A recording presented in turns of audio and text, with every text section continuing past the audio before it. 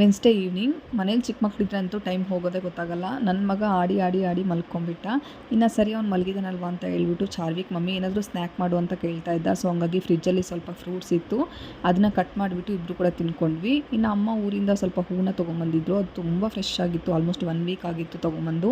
ಇನ್ನು ಸ್ವಲ್ಪ ಹೂನ ತಲೆಗೆ ಮುಟ್ಕೊಂಡು ಇನ್ನು ಮಿಕ್ಕಿದೆಲ್ಲ ಫ್ರಿಜ್ಜಲ್ಲಿ ಎತ್ತಿಟ್ಬಿಟ್ಟೆ. ಇನ್ನು ಮನಿ ಪ್ಲ್ಯಾಂಟ್ ಅಂತೂ ತುಂಬ ಚೆನ್ನಾಗಿ ಬಂದಿತ್ತು, ಸೊ ಹಂಗಾಗಿ ಕ್ಯಾಪ್ಚರ್ ಮಾಡಿದ್ದೀನಿ.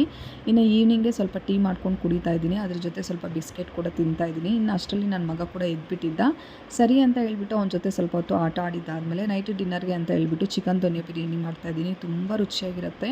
ನಾನಿಲ್ಲಿ ಒಂದು ಬಾಣಲಿಗೆ ಒಂದು ಸ್ವಲ್ಪ ಆಗೋಷ್ಟು ಎಣ್ಣೆನ ಸೇರಿಸ್ಕೊತಾ ಇದ್ದೀನಿ. ಎಣ್ಣೆ ಕಾದಾದ ನಂತರ ಅದಕ್ಕೆ ತಕ್ಕಂತೆ ಹಸಿಮೆಣಸಿನಕಾಯಿ, ಸ್ವಲ್ಪ ಬೆಳ್ಳುಳ್ಳಿ, ಸ್ವಲ್ಪ ಶುಂಠಿನ ಸೇರಿಸ್ಕೊಂಡು, ಹಾಗೆ ಸ್ವಲ್ಪ ಮೆಂತ್ಯ ಸೊಪ್ಪು, ಸ್ವಲ್ಪ ಪುದೀನ ಸೊಪ್ಪು, ಸ್ವಲ್ಪ ಕೊತ್ತಂಬರಿನ ಸೊಪ್ಪನ್ನ ಕೂಡ ಸೇರಿಸ್ಕೊಂಡು ಚೆನ್ನಾಗಿ ಫ್ರೈ ಮಾಡ್ಕೋಬೇಕು. ಅದನ್ನು ಈ ಥರ ಚೆನ್ನಾಗಿ ಫ್ರೈ ಮಾಡಿ ಇಟ್ಕೊಂಡಿದ್ದಾದ ನಂತರ ಈಗ ಒಂದು 1/2 kg ಚಿಕನ್ಗೆ ಒಂದು ಸ್ವಲ್ಪ ಆಗೋಷ್ಟು ಉಪ್ಪು, ಸ್ವಲ್ಪ ಅರಿಶಿನ, ಸ್ವಲ್ಪ ಅಚ್ಕಾರದ ಪುಡಿಯನ್ನು ಸೇರಿಸ್ಕೊಂಡು, ಹಾಗೆ ಅದಕ್ಕೆ ಒಂದು ಸ್ವಲ್ಪ ಆಗೋಷ್ಟು ಮೊಸರನ್ನ ಕೂಡ ಸೇರಿಸ್ಕೊಂಡು ಮ್ಯಾರಿನೇಟ್ ಮಾಡಿ ಸೈಡ್ಗೆ ಎತ್ತಿಟ್ಕೊಂಡಿದ್ದೀನಿ.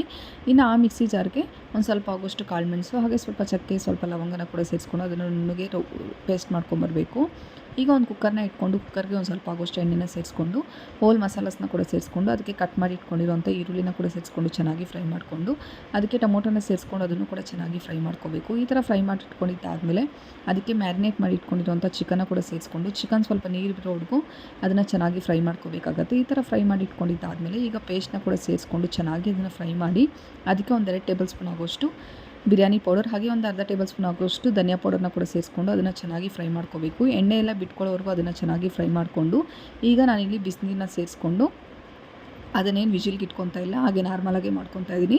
ಇನ್ನು ನೆನೆಸಿರೋ ಅಕ್ಕಿನ ಕೂಡ ಸೇರಿಸ್ಕೊಂಡು ಅದನ್ನು ಚೆನ್ನಾಗಿ ಮಿಕ್ಸ್ ಮಾಡಿಕೊಂಡು, ಈ ಹಂತದಲ್ಲೇ ಉಪ್ಪು ಖಾರ ಏನಾದರೂ ಸ್ವಲ್ಪ ಕಡಿಮೆ ಇದ್ದರೆ ಅಡ್ಜಸ್ಟ್ ಮಾಡಿಕೊಂಡು, ರೈಸ್ ಬೇಯೋವರೆಗೂ ಅದನ್ನು ಚೆನ್ನಾಗಿ ಬೇಯಿಸ್ಕೊತ ಮಧ್ಯೆ ಮಧ್ಯೆ ಮಿಕ್ಸ್ ಮಾಡ್ಕೊತ ರೈಸ್ನ ಬೇಯಿಸ್ಕೊಂಡ್ರೆ ಸಖತ್ ಟೇಸ್ಟಿಯಾಗಿರೋಂಥ ಚಿಕನ್ ದೊನ್ನೆ ಬಿರಿಯಾನಿ ಹೋಟೆಲ್ ಸ್ಟೈಲಲ್ಲಿ ರೆಡಿಯಾಗಿರುತ್ತೆ. ತುಂಬಾ ರುಚಿಯಾಗಿರುತ್ತೆ. ಖಂಡಿತ ನೀವು ಕೂಡ ಟ್ರೈ ಮಾಡಿ, ನಿಮಗೂ ಕೂಡ ಇಷ್ಟ ಆಗ್ಬೋದು. Thank you.